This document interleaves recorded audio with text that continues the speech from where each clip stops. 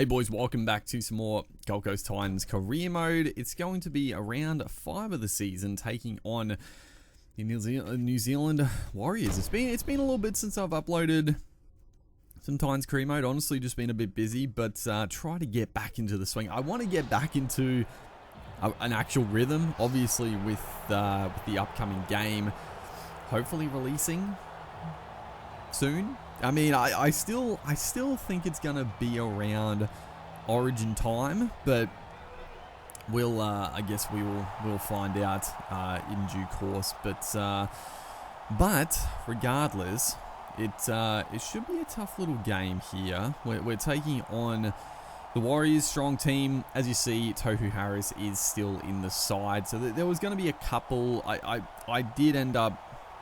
I think I've already talked about this. I don't know, but I pretty much changed the rosters. Well, no, I downloaded, I think, most of the updated rosters and some of the kits and stuff.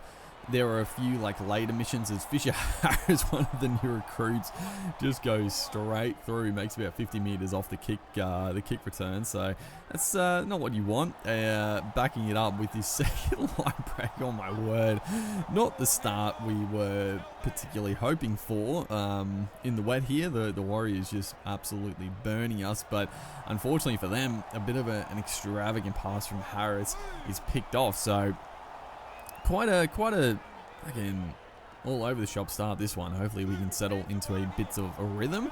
But yeah, I did update a couple of late signings and recruits, but there were obviously a couple I missed. Tohu Harris not playing, retired, but he's in the game. It is what it is. It's not a huge deal regardless, as we almost get a little cheesy try there, but Tino just pushed back in the tackle. So yeah, we're working our way into this one. Luffy Pereira just absolutely burns the fullback. Oh boy, that is the type of play you love to see from Khan Pereira. Hasn't quite got going in the NRL so far this year. Obviously, coming back from injury, hasn't really found his footing yet, I would say, since returning. But that little moment there was just a glimpse of what he can do in the wet weather, just turning on a dime, burning Chansey at the back there. So that's what you want to see. That's what you want to see from your speedsters, getting into the open field and just taking the game on. And that's what he does. That's what he does. Is a great kick from Brumo there. Got a bit of a we got a bit of a wind advantage.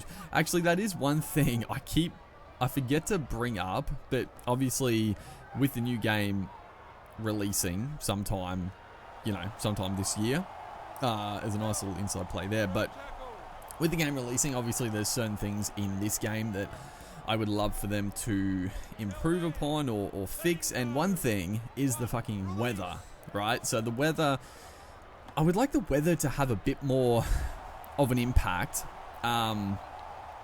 There's more we could talk about. The one thing, obviously, like wet weather and stuff, we might talk more about that in a future wish list video, as Ed Cossey goes straight through. Thankfully, we're able to wrap him up at last tackle.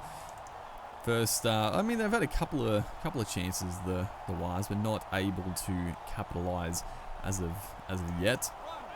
And good kick, pinpoint. We are going to get forced back, unfortunately. So the Warriors do get the last sniff here before half time. See if they can put some points on. Couple of minutes left. It should be this last set, really. Not much doing on forward tackle, but kicks are always fraught with danger. Always fraught with danger here, as Tohu Harris is the man to put the kick in, and thankfully we're able to wrap it up and sneak our way back out. So that will be the second half wrapped up, even with a poor little bit of play there at dummy half. But getting back to it, the one thing I would love for them to bloody fix is the wind in the game, right? So what happens all the time is every time you go to kick the ball, the wind has somehow changed. It's changed direction, it's changed the intensity of it, and I don't understand why.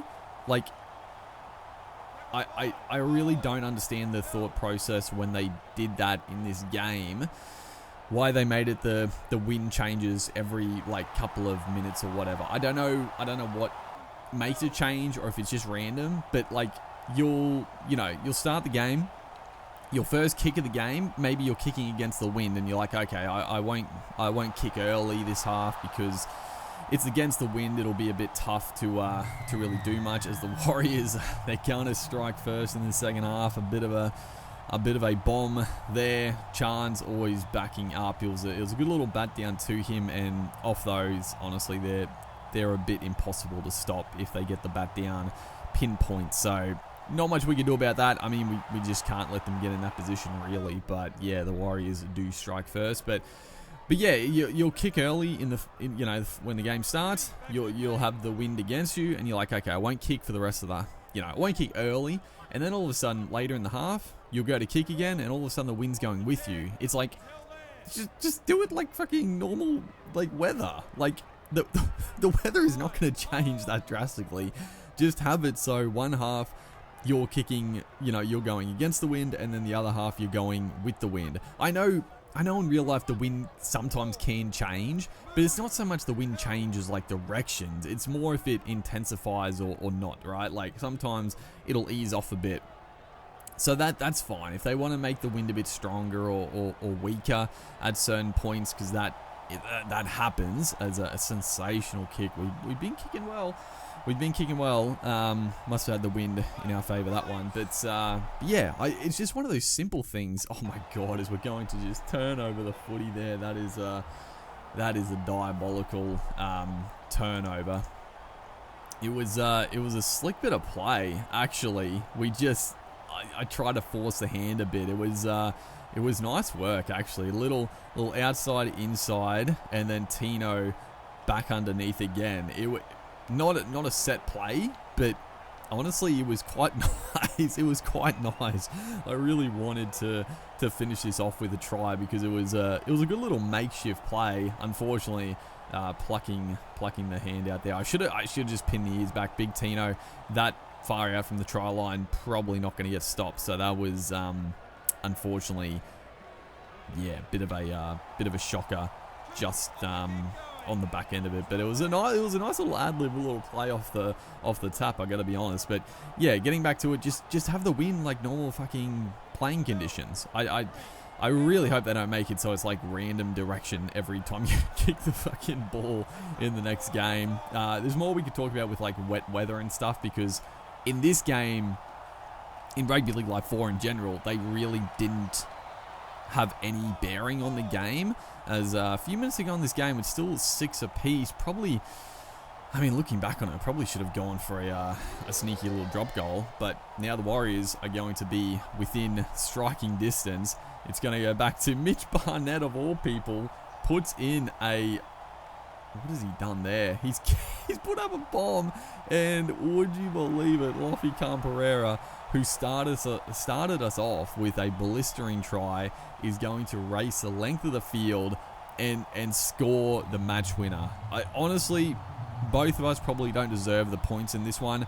We, for some reason, didn't go for a slot at field goal. With 5 minutes to go, we went for a bit of a weird play, and then the Warriors even screwing it up more by giving it to Barnett, not even going for a field goal, putting it up in the air, and Khan Pereira, the one man you don't want to give any sort of space to, is going to win us the game. So that was a bit of a shocker in general, but we'll take the win. We'll move on to next week. Hopefully you guys are enjoying the series. Make sure to like and comment. I'll see you guys in the next one.